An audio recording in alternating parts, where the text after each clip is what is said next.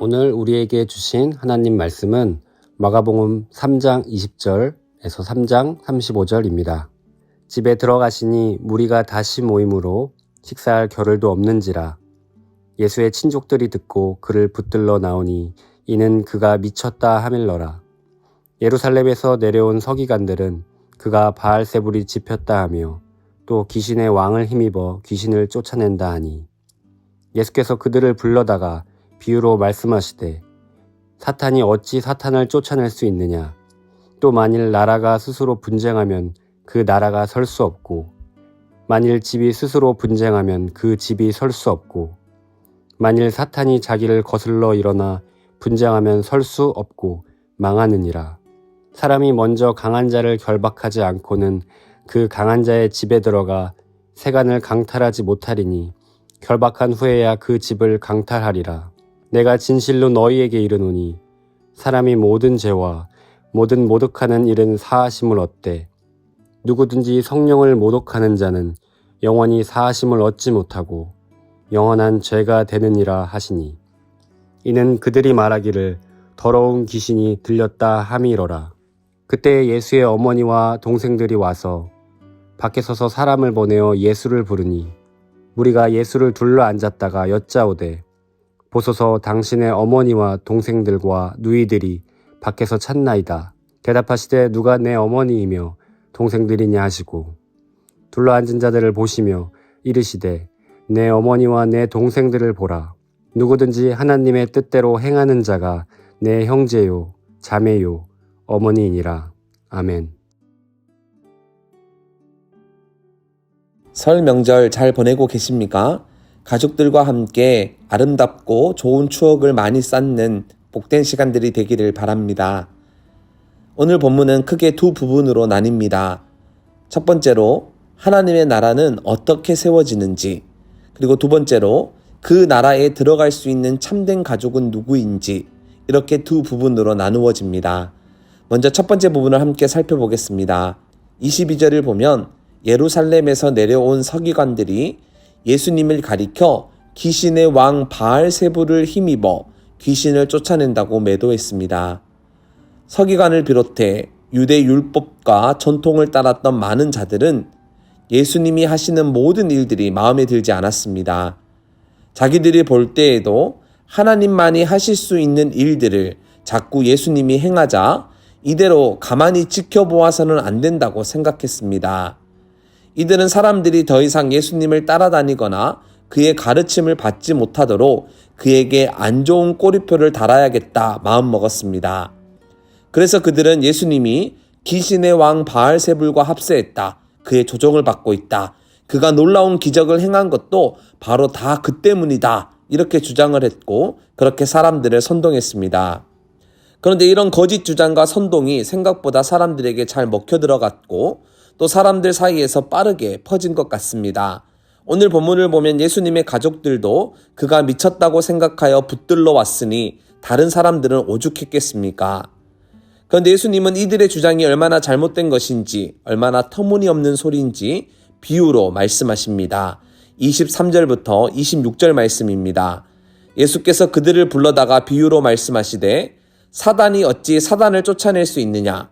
또 만일 나라가 스스로 분쟁하면 그 나라가 설 수 없고 만일 집이 스스로 분쟁하면 그 집이 설 수 없고 만일 사단이 자기를 거슬러 일어나 분쟁하면 설 수 없고 망하느니라. 예수님은 지금 내가 사단의 힘을 빌어 귀신을 쫓아내고 있다면 그것은 내 자신과 싸우는 셈이다. 만일 국가 안에 내전이 일어나면 그 나라는 바로 설 수 없고 가족들이 서로 싸우게 되면 그 가족은 반드시 깨어지고 만다. 이와 마찬가지로 사단이 자기를 대항하여 싸운다면 사단의 나라도 결국 망할 수밖에 없는 것이 아니냐. 그러니 너희들의 주장이 얼마나 잘못된 것이냐. 예수님은 분명한 어조로 지금 말씀하고 계십니다. 그러면서 예수님은 이렇게 또 설명하십니다. 27절인데요. 사람이 먼저 강한 자를 결박하지 않고는 그 강한 자의 집에 들어가 세간을 강탈하지 못하리니 결박한 후에야 그 집을 강탈하리라. 여기서 강한 자란 사단을 가리킵니다. 그런데 그 강한 자를 결박하고 그 집의 세간을 강탈하는 자가 나왔으니 그는 바로 예수님이십니다. 사단은 세상 권력을 손에 쥐고 온갖 악행을 저지르던 강한 자였습니다. 그런데 예수님께서 이 땅에 오심으로 사단은 결박당했습니다. 사단이 세운 세상 나라는 이제 예수님 때문에 완전히 무장해제되었습니다.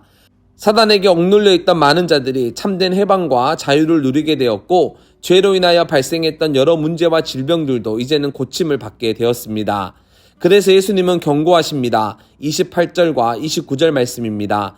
내가 진실로 너희에게 이르노니 사람의 모든 죄와 모든 모독하는 일은 사하심을 얻되 누구든지 성령을 모독하는 자는 영원히 사하심을 얻지 못하고 영원한 죄가 되느니라. 우리는 분명 회개하면 죄사함을 받는다고 배웠습니다. 성경도 그렇게 기록되어 있습니다. 요한일서 1장 9절 말씀을 보면 만일 우리가 우리 죄를 자백하면 그는 미쁘시고 의로우사 우리 죄를 사하시며 우리를 모든 불의에서 깨끗하게 하실 것이요. 그렇게 말씀하고 있습니다. 이처럼 성경은 죄를 자복하면 모두 용서받는다고 분명히 가르쳐주고 있습니다. 그런데 오늘 성령을 모독하는 자는 영원히 사함을 받지 못한다고 예수님께서 무섭게 경고하고 계십니다. 자, 그럼 성령을 모독하는 죄가 어떠한 죄이기에 아예 사함도 받지 못하는 걸까요? 잘 아시다시피 성령님은 진리의 영이십니다. 그래서 그분의 인도를 받는 사람들은 하나님의 말씀, 하나님의 뜻을 깨닫게 되고 결국 구원을 받아 하나님 나라 백성이 됩니다. 반면에 성령님을 거부하고 그가 하시는 일을 회방하면 하나님의 말씀과 뜻을 거부하고 부정하는 겁니다. 그리고 성령님의 사역을 통하여 하나님의 나라가 확장되는데 성령님을 모독한다는 것은 그런 하나님의 나라를 부정하고 하나님의 나라를 거부하는 것과 같습니다. 하나님의 절대적인 권위에 도전하는 것이죠. 사단도 원래는 하나님을 찬양하던 천사였습니다. 그런데 마땅히 하나님께 돌려야 할 영광을 가로채고 하나님의 절대적인 권위에 도전했습니다. 그 결과 그는 하나님의 심판을 받았고 결국 멸망에 이르게 되었습니다. 이와 마찬가지로 성령님을 모독하고 하나님 나라를 거부하는 자들은 같은 운명에 처하게 됩니다. 하나님의 나라를 소유하지 못하고 사단처럼 어두운 곳에서 일을 가는 비참한 신세가 됩니다. 그리고 소위 음모론을 주장하는 사람들을 한번 떠올려 보십시오. 그들은 증거를 들이밀어도 자신들이 주장하는 바를 굽히지 않습니다. 이들은 논란을 만들고 싶을 뿐이지 진실엔 크게 관심이 없습니다. 지구가 평평하다라고 주장하는 사람들에게 왜 지구가 둥근지 아무리 과학적으로 설명해 주어도 통하지 않습니다. 이처럼 성령을 모독하는 자들에겐 아무리 복음을 들려주어도 반응하지 않습니다. 그들은 복음에 아무런 관심이 없습니다. 그러하기에 그들은 결국 사함도 받지 못합니다. 오늘 예수님은 그 부분을 분명하게 지적하고 계신 것이죠. 따라서 성령님을 모독하는 자가 아니라 성령님께 순복하고 성령님의 인도를 따라감으로 하나님의 나라를 소유할 뿐만 아니라 성령님과 함께 이 땅에 하나님의 나라를 세워가는 주의 백성들이 되기를 진심으로 축원합니다. 이제 예수님은 마지막으로 하나님 나라에서 누가 가족인지를 말씀합니다. 32절을 보면 보소서 당신의 어머니와 동생들과 누이들이 밖에서 찾나이다 라고 말씀하고 있습니다.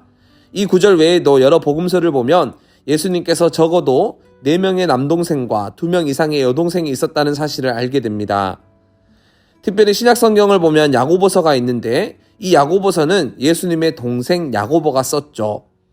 이렇듯 예수님의 가족이 복음서엔 많이 기록되어 있는데 33절을 보면 예수님은 누가 내 어머니며 동생들이냐 하시면서 둘러앉은 자들에게 누구든지 하나님의 뜻대로 행하는 자가 내 형제요 자매요 어머니라고 선언하십니다. 예수님이 하신 이 말은 자신을 찾아온 어머니와 동생을 멀리하거나 혹은 외면하고자 하심이 아닙니다. 혈연적인 관계를 부인하거나 부정하심도 아닙니다. 이제 예수님은 이 땅 가운데 하나님의 나라가 임했기에 혈연이나 전통을 뛰어넘어 믿음 안에서 우리 모두가 한 가족이 되었음을 지금 선언하고 계신 겁니다. 특별히 누구든지 하나님의 뜻대로 행하는 자가 내 형제요 자매요 어머니라 말씀하고 계시는데 여기서 누구든지라는 말은 유대인이든 헬라인이든 할례자든 무할례자든 아무런 상관없이 믿음이 있다면 우리 모두는 한 가족이라는 사실을 분명히 나타내고 있습니다. 이제는 빈부의 차이도 없고 남녀의 구별도 없고 나이가 많고 적음도 아무런 문제가 되지 않는다는 것을 분명하게 보여줍니다. 이처럼 교회는 이번 주 주일에 들었던 말씀처럼 하나님 안에서 가족으로 새롭게 창조된 성령 공동체입니다. 성령님은 예수 안에서 우리 모두를 하나님의 가족으로 세워가십니다. 그러니 우리는 언제나 이 사실을 놓쳐서는 안 됩니다. 우리 모두가 말씀 공동체, 예배 공동체, 그리고 가족 공동체라는 사실을 기억해야 합니다. 갈수록 가족의 의미가 약해지고 가정이 해체되는 이 안타까운 현실 속에서 다시 한번 우리가 속한 이 교회가, 우리가 속한 이 믿음의 공동체가 가정의 의미를 회복시키고 가정의 역할을 다시 세우며 아픔이 가득한 많은 자들에게 따뜻한 또 다른 가정을 제공하는 그러한 공동체라는 사실을 우리는 기억해야 합니다. 더불어 이런 교회, 이런 공동체를 만들어가는 우리 모두가 되기를 진심으로 소망합니다. 이제 들은 말씀을 기억하여 함께 기도하면 좋겠습니다. 첫 번째로 기도할 때 성령님께 순복하여 하나님의 나라를 세워가며 하나님 나라 안에서 우리 모두가 한 가족임을 언제나 잊지 않게 해달라고 함께 기도합시다. 두 번째로 믿음의 공동체를 위하여 기도하면 좋겠는데요. 하나님의 은혜 속에서 설 명절을 잘 보내는 모든 서문가족 되게 하소서 함께 기도하겠습니다.